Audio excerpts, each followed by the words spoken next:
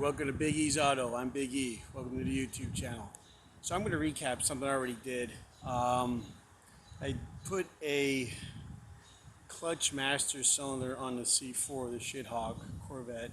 I never did one before, so I wanted to make sure everything worked out before I explained it to you guys, or I walked through it, since I never did one. But it seems like everything works good, so I'm going to walk you through it.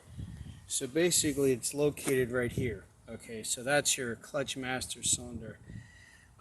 What you're going to need, it's hard to see, you're going to need a 13 millimeter.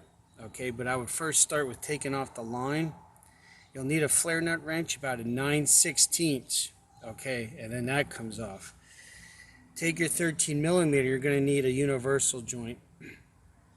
I used a 3/8 drive, but you might get away with a 1/4 inch because you might have more room, because as you can see down where the other one is, there's not a lot of room. Okay, so you want to take this out first, completely out, and then you might be able to get in there. I got in there with like a box combination wrench and just cracked it loose, and then I was able to spin the whole thing so I could get in there to get that out. Okay, so then before you loosen these all the way out, you're going to have to drop your kick panel. Hang on, let me get the door open here. I don't want to hit. It's hard to see with it up in there, but where the clutch pedal goes up, okay, there is a like a cotter pin with a washer. So you're going to need an extra long needle nose pliers. Pull that out, okay, and then you can pull the washer off. And then you want to drop this kick panel, because then you can get in with a long screwdriver pry bar and pop the, it's like an eye that comes out. You'll see when you have the new one, there's an eye, it has an eyelet on the end of the rod that slips under. You want to pop that off, okay?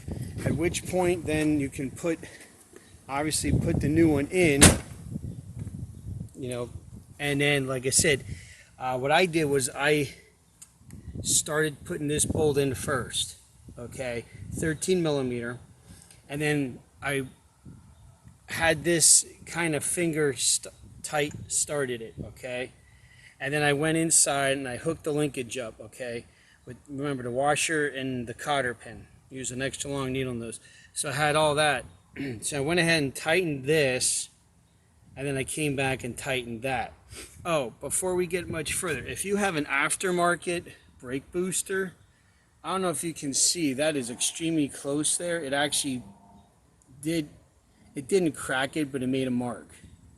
So what you might want to do is, when you have this off, this flange here, take a ball peen hammer and just lightly bend over this, just the flange, because you don't want to break, you don't want to damage the booster, but you want to move that flange so you have the clearance.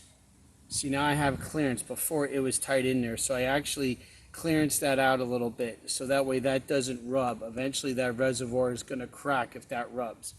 So once I did that, then oh, before you put this on, another thing I forgot, you want to bench bleed. It's the same principle as a brake master cylinder. So you want to put fluid in here, take a line, run it into here, and push that rod in and out a couple times to get the air out and stuff like that. And then what you want to do is you bolt this up like I'm saying. We're going to have that mostly tight, tighten this all the way, and then go back and tighten that. And then once you have that tight, tighten up your, you take your 9/16 lineman wrench and tighten that up to make sure there's no leaks. And then once you have that tight, top your fluid off, and then pump your clutch. The more you, that'll also help work any air that you might, any residual air that you might have forgot about. So I went ahead and I did this. I drove the car. It was kind of funky in the beginning, but the more I shifted and worked the clutch, the better it worked. So I'm thinking this is going to work better and better. So anyway, like I said, a quick overview. I didn't want to do a video as I was doing, because I never did one of these. I wanted to make sure that I could get you the right information and tell you the right way, instead of me getting stuck and frustrated, whatever. So I hope this helps. And this would work if you have a clutch master cylinder for anything. This isn't just Corvette specific, although this is a Corvette installation. But it's the same principle as your master cylinder for your brakes. So, so I just wanted to share with you guys. I hope it helps. And I'll be doing some other stuff with the car. So anyway, like and subscribe, leave a comment, and that's all I got for today. Watch out for each other. Take care of each other. We'll see you next time right here on Big E's Auto. Bye for now.